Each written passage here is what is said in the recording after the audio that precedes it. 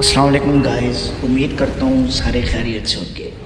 دوستو ٹرائلز عثمان کا season 4 start ہو گیا ہے اور اس سیزن کے اندر جہاں نئے دشمن دکھائیں گے وہاں پہ ایک اور نیا خطرناک دشمن دکھایا گیا ہے جن کو ہم وائکنگز کے نام سے جانتے ہیں۔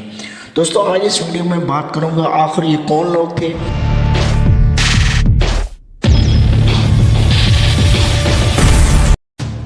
دوستو وائکنگ دراصل ان کا جو ٹائم پیریڈ ہے، جو ان کی ہسٹری ہے، وہ 8ویں صدی عیسوی سے شروع ہوتی ہے اور 11ویں صدی عیسوی تک آتی ہے۔ ان کا جو اوریجن ہے وہ جو نارڈک کنٹریز ہیں جیسا کہ ناروے، ڈینمارک، سویڈن، ان علاقوں پر مشتمل ہے اور یہ ان علاقوں کے باشندے تھے۔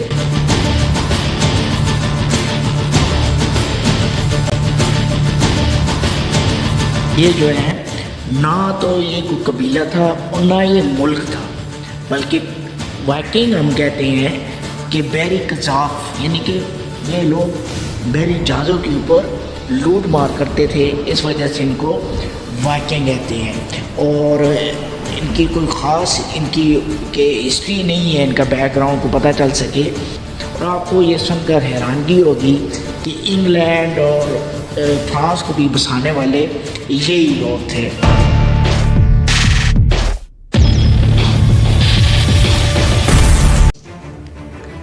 دوستو بات کرتے ہیں ان کی سلطنت کے بارے میں۔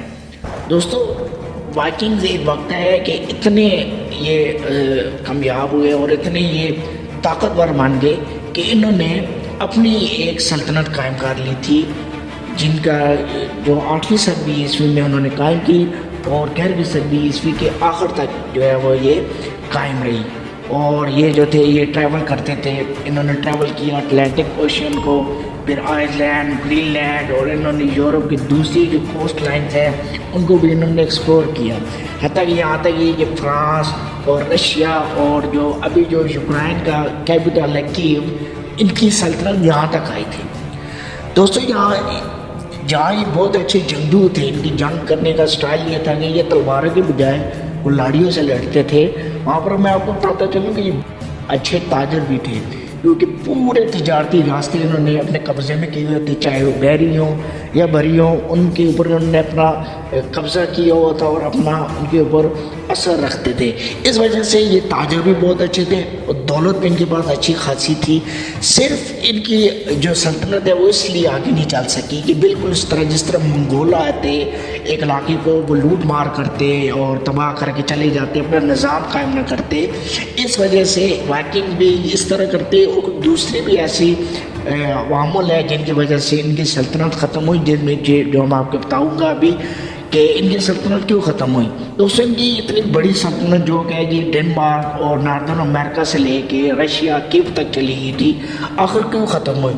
اس کی بہت بڑی وجہ یہ تھی کہ ان سے جو رومنس تھے، جو بیزنٹائن تھے، وہ بہت زیادہ تنگ تھے، اور پھر دوسرے جو سلطنت تھی جیسے فرانس وغیرہ ہوگی وہ بھی ان سے بہت زیادہ تنگ تھی، تو انہوں نے مل کے ان کے خلاف جو ہے وہ ایک اتحاد قائم کیا۔ اور اس کے علاوہ بہت بڑی وجہ تھی بہت ہی عیسائیت کا مذہب۔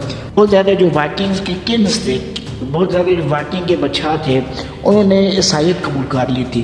اور اس وقت آپ کو پتہ ہے کہ یہ ہوتا تھا کہ جو بادشاہ کا مذہب ہوتا تھا وہی آگے رہا کا مذہب ہوتا تھا، تو انہوں نے عیسائیت قبول کر کے وہ کیا ہو گیا، رومن اور بیزنٹائن کے وہ مائٹی بن گئے۔ اس طرح ان کے اپنا ارسل و رسوخ ختم ہونے کے بجائے ایک پوپ یا ایک جو بیزنٹائن یا رومن کا کنگ ہوتا تھا ان کے پاس چلے گئے۔ اس طرح ان کی آزادی بھی سلب ہوتی گئی اور اس طرح سے ان کی یہ سلطنت بھی ختم ہو گئی۔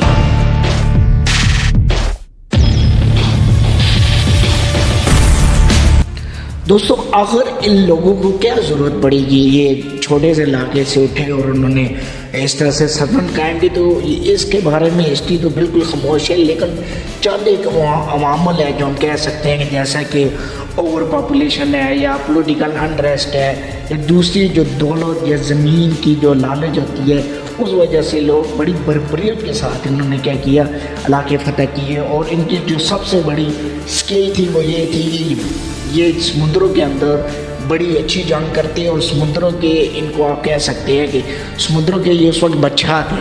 تو اس وجہ سے ان کے سامنے کوئی بھی سلطنت اس وقت جو تھی وہ ٹک نہیں سکی اور اس طرح انہوں نے اپنی زبردست جو ہے وہ سلطنت قائم کی تھی.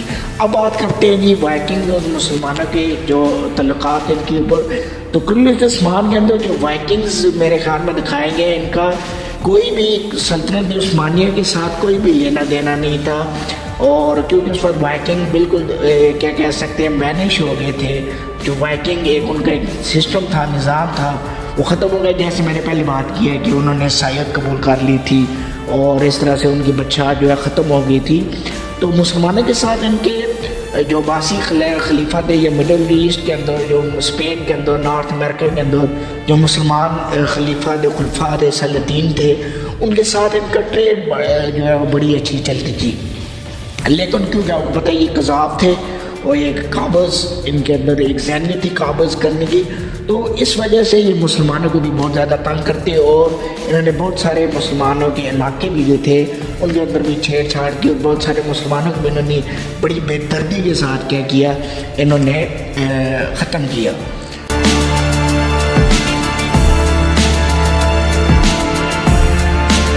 دوستوں اب آتے ہیں ان کے ریلیجن کے متعلق. جیسے میں نے کہا کہ بہت سارے وائکنگ پیچھے وہ انہوں نے عیسائیت قبول کر لی تھی. تو پہلے جو ان کا مذہب تھا وہ جو ایک جس طرح بالکل ہم کہتے ہیں ایک ہندوازم کی قریب ترین مذہب ہے کہ جس کے اندر بہت زیادہ دیوتا اور خداؤں کی وہ عبادت کرتے اور اس طرح سے وہ اپنے خداؤں اور دیوتاؤں اور ان کو خدا وہ بالکل اس طرح جس طرح بت پرستی ہوتی ہے. اور یہ ان کے آگے جو نظرانے بھی کرتے اور ان کی سیلیبریشن ہوتی وہ بھی کرتے. تو ان کے جو خدا تھے ان کے اندر ان کے جو دیوتا تھے, مشہور دیوتا, ان کے اندر اوڈن تھا, تھور, فریا اور بہت سارے دوسرے تھے. اور ان کا جو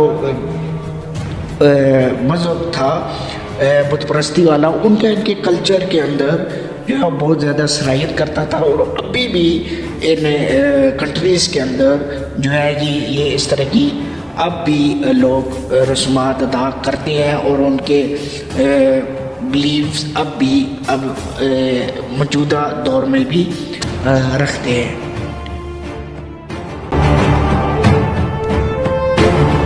دوستوں وائکنگز کو ظلم و ضربیت کے طور پر دیکھا جاتا ہے, لیکن وائکنگز کی ہسٹری نے اور وائکنگز کے کلچر نے یورپ کے اوپر اپنی بڑی گہری چھاپ چھوڑی ہے. اور جس طرح انہوں نے اس دور کے اندر بحری جہازوں کے اوپر اور کشتیوں کے اوپر جس طرح انہوں نے فتوحات کی ہے, تو یہ انسانی تاریخ کا ایک بہت ہی دردناک حصہ بن گیا ہے. اور اس کے کلچر اور ان کے فتوحات نے یورپ کی تاریخ اور انسانی تاریخ کے اوپر بڑی گہری چھاپ چھوڑی ہے. شکریہ دوستو, یہ تھی میری ویڈیو اور میں نے کوشش کی ہے کہ کم سے کم وقت میں آپ کو زیادہ سے زیادہ ہسٹری بتائی جائے.